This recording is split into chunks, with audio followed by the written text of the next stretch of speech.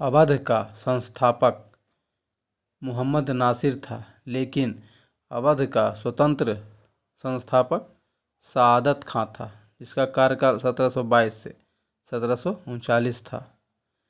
सआदत खां ने बुरहान मुल्क की उपाधि धारण की तथा 1722 में अवध को मुक्त स्वतंत्र किया।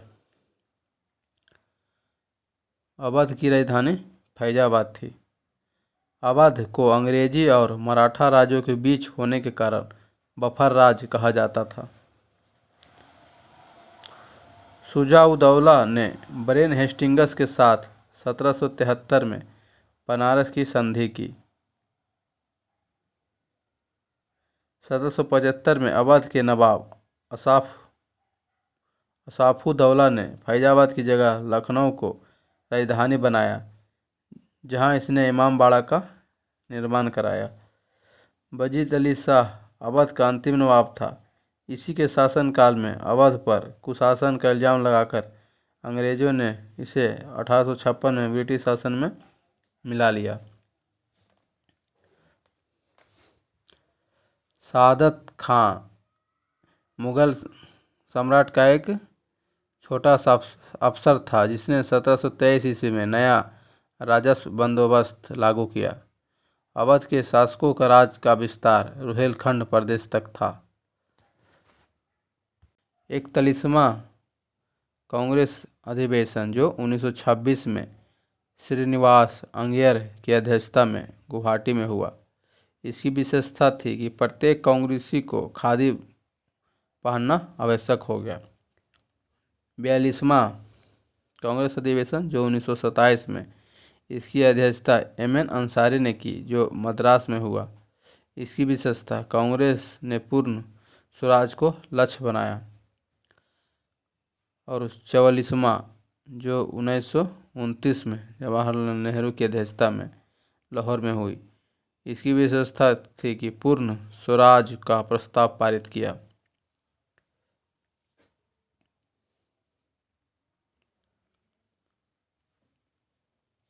पचासवां, जो 1937 में जवाहरलाल नेहरू की अध्यक्षता में बंगाल के फैजपुर गांव में संपन्न हुआ। 55वां, 1948 में पटभी सीतारमैया की अध्यक्षता में जयपुर में हुआ। इसका विशेष था कि इसका आरंभ वंदे मातरम एवं राष्ट्रगान से हुआ था। बंगाल विभाजन का प्रस्ताव 3 दिसंबर 1903 में ब्रिटिश संसद में रखा गया, जिसको 20 जुलाई 1905 को बंगाल विभाजन करने का निर्णय कर लिया गया तथा 16 अक्टूबर 1905 को बंगाल विभाजन प्रभावी हुआ, यानी फाइनल हो गया बंगाल विभाजन। बंगाल विभाजन के बाद पूर्वी बंगाल में असम सम्मिलित थे, जिसकी राजधानी ढाका थी। पूर्वी बंगाल के लेफ्टिनेंट ब्लूमफील्ड फुलर थे और पश्चिमी बंगाल में बंगाल, बिहार और उड़ीसा शामिल थे। पश्चिमी बंगाल की राजधानी कलकत्ता थी। पश्चिमी बंगाल का गवर्नर एंड्रयू फ्रेजर था। 16 अक्टूबर 1905 को पूरे बंगाल में शोक दिवस के रूप में मनाया गया तथा रविन्द्रनाथ टैगोर के आह्वान पर 16 अक्टूबर को राखी दिवस के रूप में भी मनाया गया। स्वदेशी आंदोलन के प्रचार प्रसार के लिए अश्विनी कुमार दत्त ने बरिशल में स्वदेशी बांधव समिति की स्थापना की। बंगाल विभाजन की घोषणा के बाद 1 अक्टूबर 1906 को मुसलमानों का एक शिष्टमंडल आगा खां के नेतृत्व में वायसराय लॉर्ड मिंटो से शिमला में मिलने गया था। हिंदुस्तान सोशलिस्ट रिपब्लिकन एसोसिएशन की स्थापना 1928 में दिल्ली के फिरोज शाह कोटला मैदान में की गई। इस संगठन के संस्थापक चंद्रशेखर आजाद थे तथा भगत सिंह और सुखदेव इसके शामिल थे। हिंदुस्तान रिपब्लिकन एसोसिएशन की स्थापना 1924 में कानपुर में हुआ था। इसके संस्थापक सचिंद्रनाथ सन्याल, राम प्रसाद बिस्मिल, योगेश चंद्र चटर्जी थे। माउंटबेटन जो 34वां और भारत का 34वां और अंतिम गवर्नर बनकर 24 मार्च 1947 को भारत आया।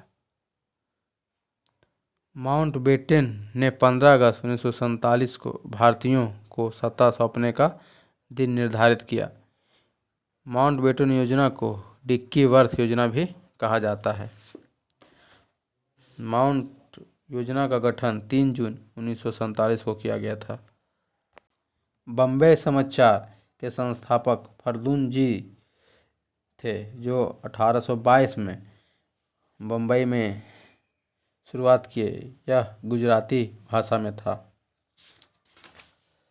बम्बई दर्पण के संस्थापक बाल शास्त्री जंबेकर, जो 1832 में बम्बई में किए। यह मराठी भाषा में था। बम्बई क्रॉनिकल के संस्थापक फिरोज शाह मेहता, जो 1913 में बम्बई में किए। यह अंग्रेजी भाषा में था। जीवन के प्रथम 3 आश्रम बाल, गृहस्थ, वानप्रस्थ का उल्लेख छांदोग्य उपनिषद से प्राप्त होता है, जबकि 4 आश्रम का उल्लेख जबलो उपनिषद से प्राप्त होता है। उपनिषद वेदों का अंतिम भाग है, इसलिए इसे वेदांत भी कहते हैं। उपनिषद से हमें दार्शनिक चिंतन मिलते हैं। उपनिषद की कुल संख्या 108 है, जिनमें से 11 महत्वपूर्ण है। मुंडकोपनिषद से सत्यमेव जयते शब्द लिया गया है। ईशोपनिषद में गीता का निष्काम कर्म का पहला विवरण मिलता है। बृहदारण्यक उपनिषद में ही पुनर्जन्म का सिद्धांत एवं याज्ञवल्क्य गार्गी संवाद का वर्णन मिलता है। भारत में हड़प्पा सभ्यता का सबसे बड़ा स्थल राखीगढ़ी है। यह 500 हेक्टेयर क्षेत्र में फैला है। राखीगढ़ी, जो वर्तमान में हरियाणा के हिसार में स्थित है। राखीगढ़ी की खोज सूरजभान ने 1969 में की थी। राखीगढ़ी घग्गर नदी पर स्थित है। राखीगढ़ी से ताम्र उपकरण मिले हैं। आर्यों के बारे में दयानंद सरस्वती ने कहा कि यह तिब्बत के मूल निवासी थे। बाल गंगाधर तिलक ने उत्तरी ध्रुव का बताया। संपूर्णानंद ने सप्त सैंधव प्रदेश का बताया। मैक्स मूलर रीड ने मध्य एशिया का बताया। आर्यों के आगमन के संदर्भ में मैक्स मूलर का मत सर्वमान्य है। इसके अनुसार आर्यों का मूल स्थान मध्य एशिया था। इसकी पुष्टि जीव विज्ञानियों ने भी की है।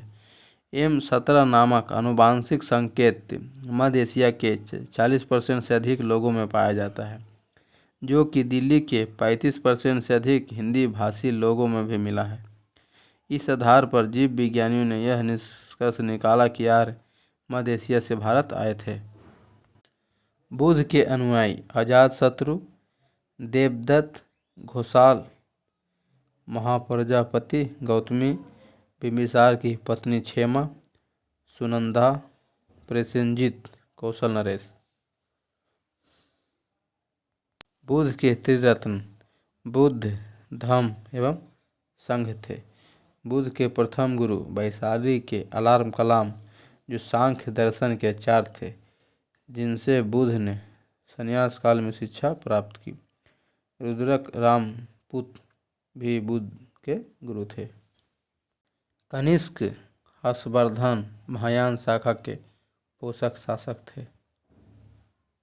बुद्ध के प्रथम बौद्ध संगीति के अध्यक्ष महाकाश्यप और चतुर्थ के वासुमित्र या अश्वघोष। अशोक ने भारवु अभिलेख में स्वयं को सम्राट घोषित किया। भारवु अभिलेख को कैप्टन वर्ट ने 1840 में खोया था। अशोक के सर्वाधिक अभिलेख प्राकृत भाषा में लिखे गए हैं।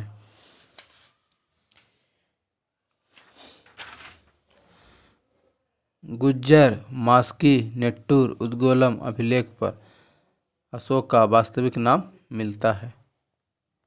पिल्ली ने कहा था कि मिस्र का राजा फिलाडेल्फस, जिसको टॉलमिंग सेकेंड भी कहा जाता था, पाटलिपुत्र में डियानिसियस नामक राजदूत भेजा था। दशावतार मंदिर जो शिखर युक्त मंदिर थे, यह झांसी के देवगढ़ में है। यह गुप्त कला का सर्वोत्तम उदाहरण है। गुप्त कला का में लक्ष्मण मंदिर जो ईंटों से निर्मित था, सिरपुर में है। कविराज मार्ग नामक पुस्तक की रचना अमोघ वर्ष द्वारा कन्नड़ भाषा में किया गया था। यह शासक जैन धर्म का अनुयायी था तथा इसने 64 वर्ष तक शासन किया था। इल्तुतमिश द्वारा शुद्ध अरबी सिक्के चलाए गए थे। इसने चांदी का टंका और तांबे का जित्तल नामक सिक्का प्रारंभ किया था। महाद्वीपीय विस्थापन का सिद्धांत अल्फ्रेड वेगनर ने 1912 में प्रस्तुत किया था। महासागर तथा महाद्वीप पृथ्वी के दो महत्वपूर्ण भाग हैं। पृथ्वी पर लगभग 70% भाग में महासागर तथा 29.2 भाग पर महाद्वीप का विस्तार है। कृष्णा नदी पर श्रीशैलम व नागार्जुन सागर बांध परियोजना है। बांग्लादेश से भारत के कुल 5 राज्य सीमा साझा करते हैं: मिजोरम, पश्चिम बंगाल, असम, मेघालय, त्रिपुरा। जोहार घाटी उत्तराखंड राज्य में स्थित है। जोहार घाटी को मिलान घाटी तथा गौरी गंगा घाटी के नाम से जाना जाता है। प्रायद्वीपीय नदियों में जल ग्रहण करने की क्षमता कम होती है क्योंकि ये नदियाँ सापेक्षतः कम लंबी होती है, जबकि हिमालय नदियों का जल ग्रहण क्षमता अधिक होता है। भारत में ईंटों के निर्माण में सर्वाधिक मात्रा में लेटराइट मिट्टी का प्रयोग किया जाता है।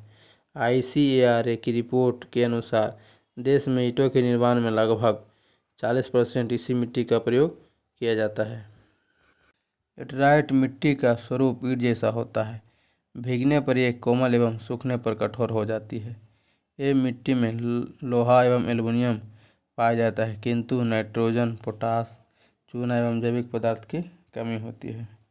लेटराइट मिट्टी की उर्वरता कम होती है, किंतु उर्वरक के प्रयोग से इनमें काजू आदि फसल उगाई जाती है।